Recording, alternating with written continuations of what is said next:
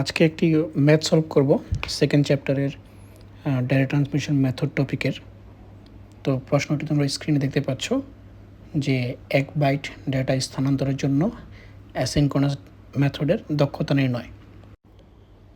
আমরা জানি 1 বাইট সমান 8 বিট, আবার 1 ক্যারেক্টার সমান কিন্তু 8 বিটস হয়। তো যেহেতু এখানে অ্যাসিনক্রোনাস ট্রান্সমিশনের ম্যাথ, আমরা জানি যে অ্যাসিনক্রোনাস ট্রান্সমিশনে character by character data transfer হয়। সেই ক্ষেত্রে এই ক্যারেক্টারগুলো যে একটা পর একটা যায়, তাদের মাঝখানে যে সময়ের ব্যবধান সেটা কিন্তু সমান নয়। অর্থাৎ একবার 1 সেকেন্ড হলে পরেরটা 2 সেকেন্ড, পরেরটা আবার 3 সেকেন্ড, এরকম করে বিভিন্ন রকম হয়।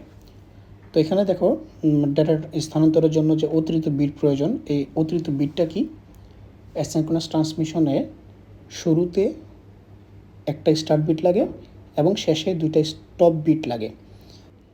এই স্টার্ট বিট এবং স্টপ বিট কেন প্রয়োজন হয়?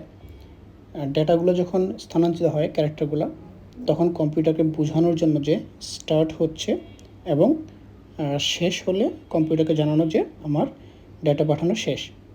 তো যেহেতু আমার একটা ক্যারেক্টার বাই ক্যারেক্টার যাবে, তাহলে আমার ক্যারেক্টারের সাইজ হচ্ছে 8 বিট, একটা স্টার্ট বিট এবং 2টা স্টপ বিট, টোটাল বিট হবে আমাদের 11 বিট। তো আমরা যেহেতু 1 ক্যারেক্টার বা 8 বিট ডেটা ট্রান্সফার করব, সেক্ষেত্রে আমাদের প্রকৃত ডেটা হবে 8 বিট, মোট ডেটা হচ্ছে 11 বিট, কারণ অতিরিক্ত 3 বিট, অর্থাৎ 1 বিট হচ্ছে স্টার্ট বিট এবং 2 বিট হচ্ছে স্টপ বিট, আর প্রকৃত ডেটা হচ্ছে 8 বিট, 3টা মিলে হচ্ছে 11 বিট। তাহলে দক্ষতা নির্ণয়ের সূত্র হচ্ছে প্রকৃত ডেটাকে মোট ডেটা দিয়ে ভাগ করতে হবে এবং গুণ 100, শতকরা বের করার জন্য গুণ 100 দেওয়া আর কি। তাহলে প্রকৃত ডেটা হচ্ছে 8 আর মোট ডেটা হচ্ছে 11।